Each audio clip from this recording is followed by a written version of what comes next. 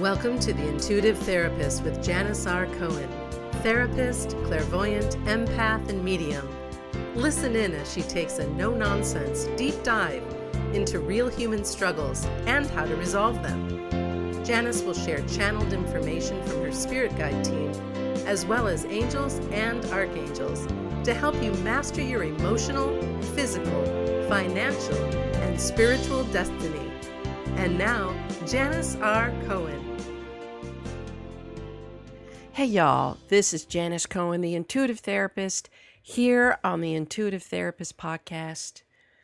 We've all gotten through Mercury retrograde. It is a few weeks past, which is a very, very good thing. We are in the season of, the energy of Leo, which is exciting and bright and fun and light and just putting yourself kind of in the spotlight, because most, if not all, Leos love that kind of attention, and they're very, very sensitive people too. So welcome to Leo season. A lot of great things are going to be happening in the month of August, astrologically, and I'm not going to go into all of that now, but it's really time to put everything that you have learned from your experience in this really, really challenging Mercury retrograde time that we just finished into action. So really think about what your experience was like. What did you learn? What showed up? What kind of habits and thoughts and behaviors and people don't serve you anymore? So it's time to be able to let all of those things go. And this was really actually a good segue into the topic that I wanted to talk about today, which is how to recover from a breakup fast.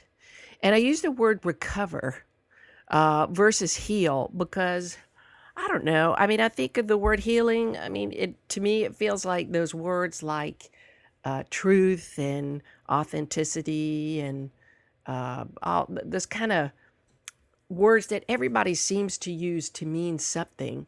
And they're kind of pretty empty to me. So I use the word recover simply because the goal is to get back to yourself, but to be a better self. And that is the key to moving through and recovering from a breakup. I'm going to talk about all of that. I know for me, I've had to deal with many, many breakups, gone through a lot of stuff, as many of you have. And in the past, I've had a hard time moving forward because there were certain pieces of wisdom that nobody taught me. And I've always said, in the past 2 years that I've done this, my goal is to create the shortest duration of time for people to be in pain and suffering. My goal is to end that for you. And my hope is that as you listen to these episodes, that something strikes you that's different, that something allows you to think about yourself and your life in a different way so that you can more fluidly make the changes that you'd like to make. We've all been there, been head over heels for someone, believing that there's a future and then it all comes crashing down. And we're left feeling as though our oxygen tank has been destroyed. Can't sleep, we can't eat, can't concentrate on anything. We've all been there. You feel as though life will always be this painful and that you're burdened with another stamp on the relationship passport book that signifies failure, inadequacy, and hopelessness. I've been there, like I said, more times than I can count. I have screwed up so many times by picking the wrong people. But it wasn't, like I said, until I figured out some key points about how to recover from a breakup that my life began to take a turn not only in my dating strategies and patterns, but also in how I was able to move forward with the least pain possible. I wish someone had taught me these strategies that I'm about to teach you because, like I said in the introduction, it would have saved me years and years of heartache and needless feelings of inadequacy. But clearly that did not happen. I had to go through my own pain and struggle, and it took me, 30 years to figure this out. So with that, I want to, like I said, shorten the lifespan of your struggle with my knowledge and wisdom. And that's why I'm talking about this with you. And I hope that the points I make here will really help you see the truth about your broken relationship and the purpose of it. The key to remember is that it was flawed from the beginning. You just didn't honor that, and you just didn't attend to those flaws. Each of us brings our stuff to a relationship. Some of you are really needy, and you may not admit that. I've been there, needy, desperate for somebody to love you and or to take care of your woes, financial, physical, material, anything else. The harsh reality of life is that no one is going to swoop in and save you from what you need to resolve on your own. Sure, you can find somebody with money to fund your life, but even if that were to happen, and I know many people who look for and find sugar daddies and sugar mamas to make their financial lives easier. But if you're really looking for a mature and true relationship that's based on mutual respect and enduring love, you got to work your shit out before you even consider inviting somebody into your life as a romantic love partner. It doesn't matter if somebody has money to make your life easier. You're going to have to give up something. You're going to have to make a deal, almost like a deal with the devil. You think financial security is going to make your life easier. It'll make it more indulgent, not easier, because you will have given up a real sense of fulfillment if that's all you look for, if you're that scared. Some people would call people shallow that way, and there are very shallow people. But most of those people, A, don't know how to be intimate, haven't learned about love, and are just scared about taking risks with the heart. I used to believe, I assigned the belief to so many men in my life whom I dated over the years, the belief that they were the one who would be my divine life partner just because we got along. The chemistry was great, and he is pretty charming. Shiny object syndrome. I mistook charming and chemistry for the true grit of lasting love, and it bit me in the ass every single time. And guess what, y'all? Whoops, I was surprised. Seriously, because I didn't know what I'm about to teach you today. You see, we're all flawed. Yep, intellectually, everybody knows that, right? That's not the issue, really. Although some of us with particular flaws can cause more damage to ourselves than others, unbeknownst to ourselves, the biggest challenge that I saw in my own life and in the lives of my clients over the past 3 decades of doing this work is that you have neglected to pay attention to the red flags from the get-go. If you learn to do this from the beginning, you'll save yourself a lot of heartache and pain, probably 99% of heartache and pain. But it's not enough to see these red flags, y'all. It's imperative that you honor them in the ways that they show up and how they impact you. They're there for a reason. They're called red flags for a reason because they're there to alert you. Your gut feeling is a necessary tool to identify how harmful they can be to you. Secondly, what you've yet to heal within you is a sign of what you'll call into your life to resolve before real and great love can abide in your life. I look back at all of my relationships before the one that I'm in now, and I can see the red flags glaring at me, like calling me, like, come on, baby, notice me, do something with me. The problem was that I not only failed to really pay attention to them, I kind of pretended they weren't there. But then the next thing that harmed me more was that I failed to learn from them. I failed to attend to them because I was failing myself. I was failing myself because I didn't recognize that what I was seeing, those red flags, were mirror images of what I needed to resolve within myself. I cannot begin to tell you how many people reach out to me for a reading, for therapy, and they're like blown away that they have these patterns of dating and chronic pain in romantic relationships because, and they're angry at the other person. Like, yeah, other people do bad and mean things. Yes. Other people do have malicious intent. Other people are miserable and only know how to cause chaos and pain because that's their normal. They don't know how to be healthy people. They know how to manipulate, control, hurt. But the bottom line is this: you can't really get mad at them. You can disapprove of their behavior, you can dislike it, but you are the common denominator in every single thing in your life. Nothing comes to you without you pulling it in. Nothing. And once you realize that, you can then choose either to continue to act like life is happening to you and at you, or you can flip the other side of the pillow and say, you know what? I'm going to take responsibility for my life.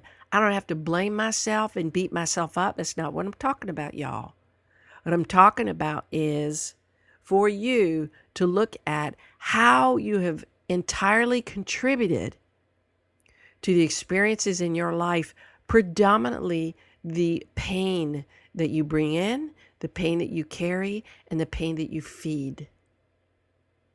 Every person who enters your life is there to show you some aspect of yourself. Again, nugget of wisdom, nobody ever freaking taught me. I just felt like a fuck up my whole life for the most part. And many, many people, including people in my family, reinforced that, even though they love me.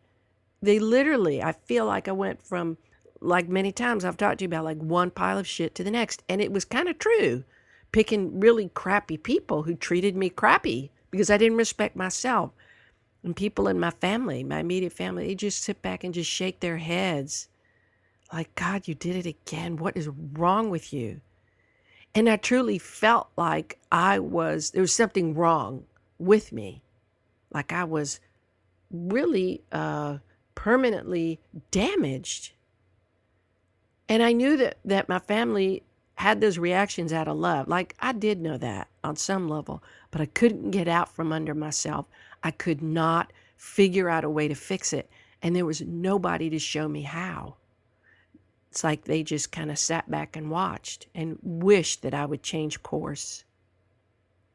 Once you begin to and consistently experience respectful, loving, caring relationships, you're going to be on the right path.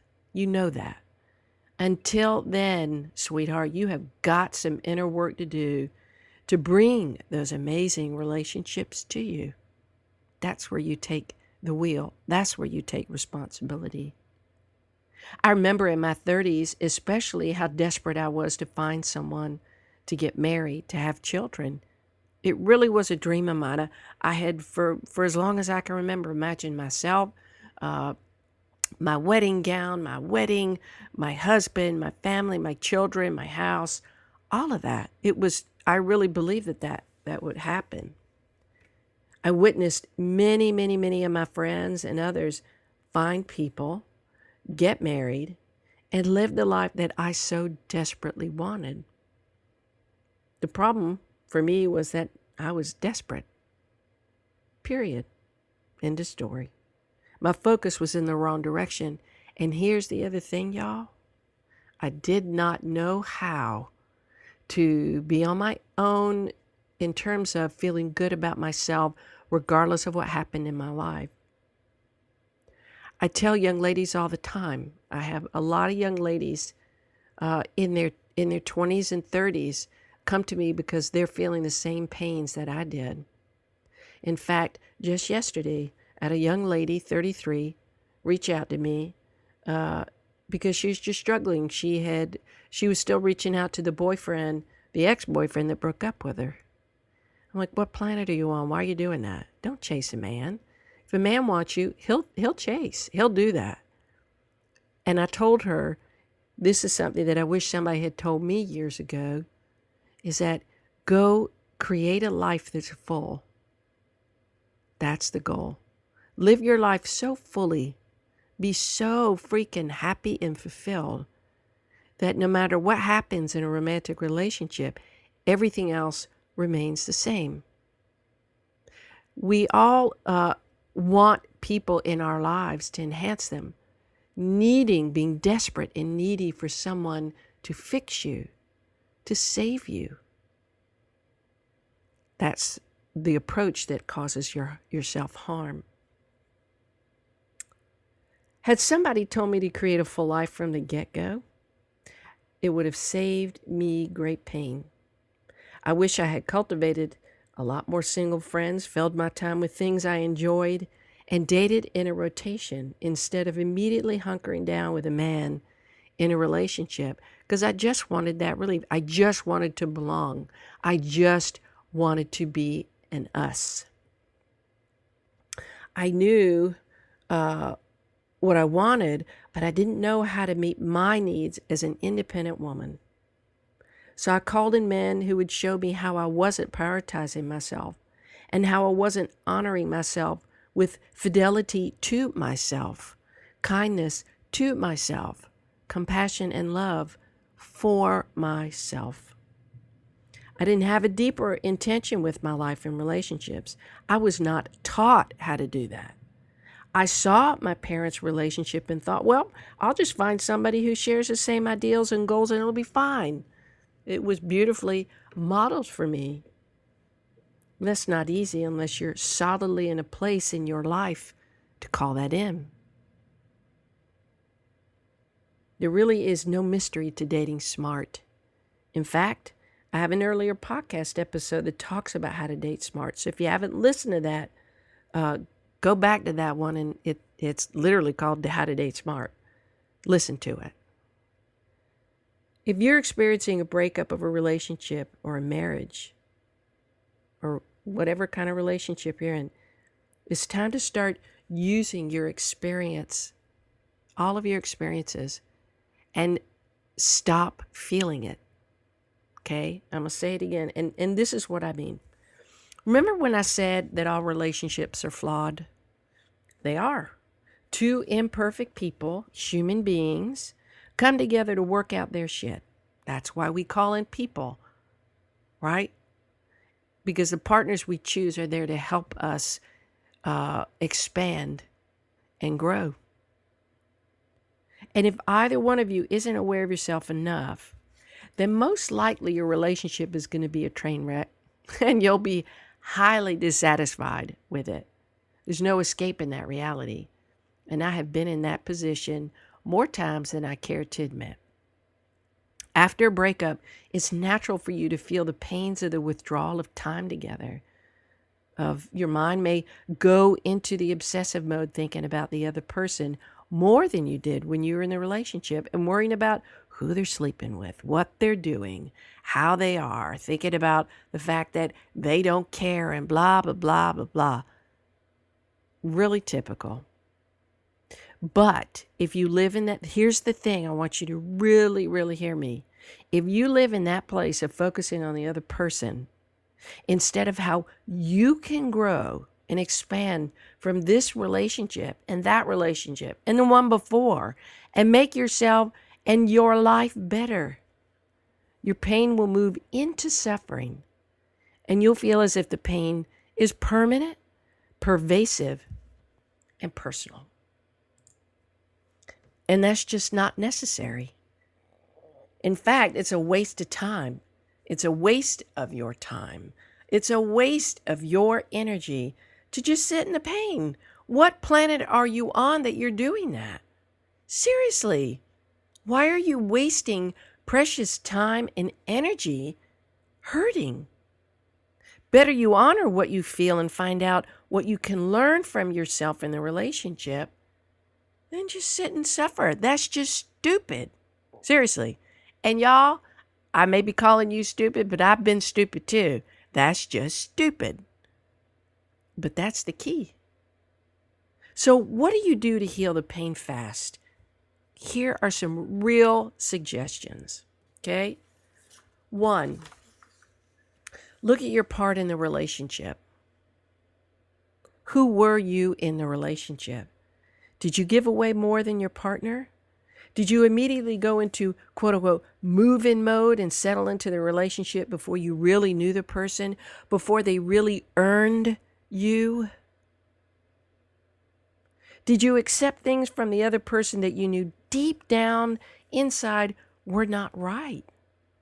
Did you overcompromise? Did you fail to be clear about your boundaries, about what you wanted and what you will and won't accept in the relationship?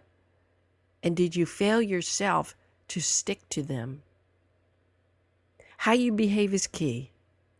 It is mutually exclusive to the amount of pain you experience. Number 2, stop blaming everyone and everything outside of your relationship for your pain. No one is responsible for your pain. Granted, yes, people do act badly in relationships, but you have to understand that, and I'm sure most of you have heard this saying, hurt people, and that we all bring our unresolved stuff into relationships. Don Miguel Ruiz has a book that talks about the 4 agreements. One of them is not to take things personally. That's very hard to do in a relationship because, you feel so intimately involved. But if somebody treats you badly, that's on them for the most part. There's a saying, hurt me once, shame on you. Hurt me twice, shame on me. And I want you to think about that. If you allow somebody to treat you poorly, if you allow it, in other words, if you don't put your foot down and you allow somebody, you tell somebody, that's okay, you can beat me up emotionally, psychologically, or physically, I'll forgive you every time. You ain't got nobody to hold accountable but yourself.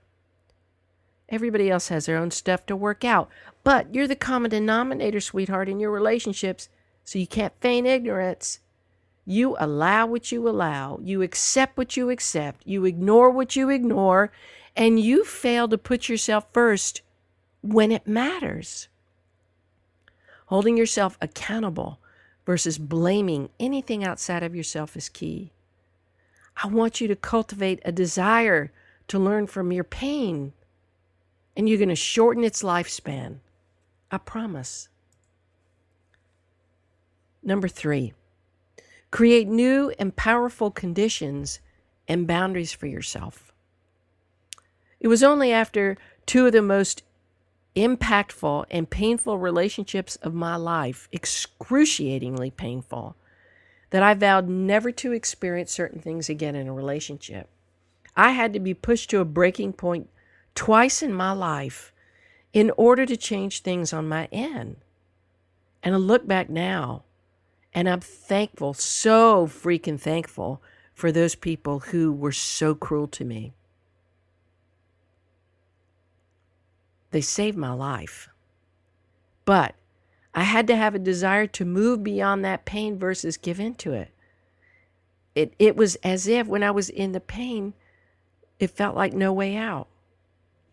But the distinction is so important for you to hear, to move beyond the pain rather than give into it and let it control you. Once your boundaries have been violated, you have a choice to keep them, experience more violation, or change them, and only allow those who respect them to enter into your world. Number 4, love yourself enough to pay attention to and address the red flags. My dear, if you fail to do this, you will suffer. Everyone operates along a spectrum of behavior in all ways. The question for you is, are you strong enough to notice, address, and then find resolution to the red flags that leave you better off than you were before? Are you strong enough to walk away from a relationship that doesn't give you what you need, even though you think it's what you want? Is your life filled with excitement and fulfillment in all aspects? What part of your life needs attention? What areas of your life seem drab and empty? Notice those and change them. There are red flags in your life too, not just in your relationships, in your life. Live a full life. And should a relationship not work out, like I mentioned before, your life won't really be changed that much. You'll bounce back faster than you could realize. You won't have to totally rebuild your life, and you won't be held back with the fear of starting over.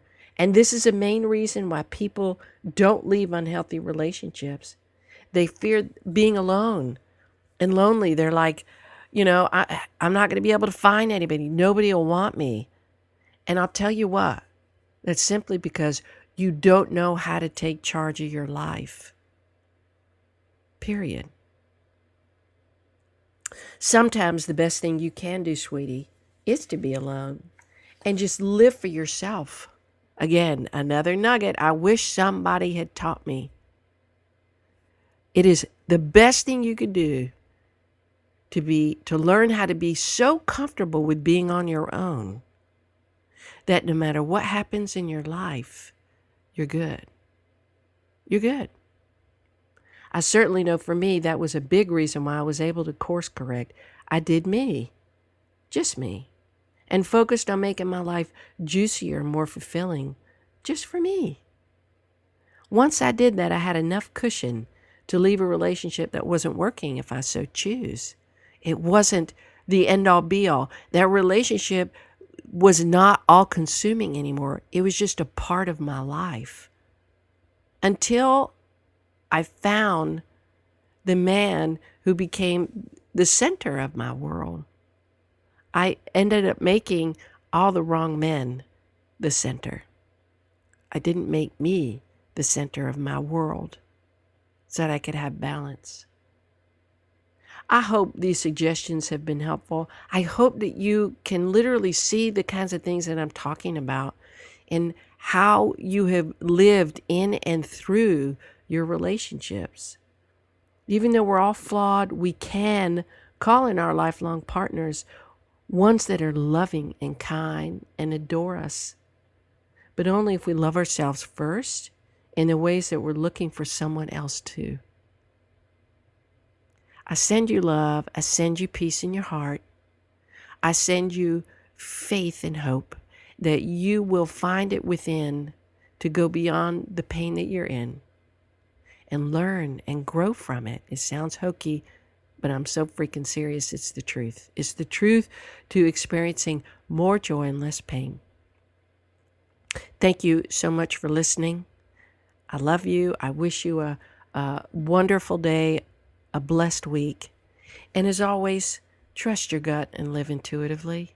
It will never lead you astray. Thanks for listening to The Intuitive Therapist with Janis R. Cohen. If you like what you heard, the best compliment you can give us is to share this podcast with a friend and subscribe, rate, and review at iTunes.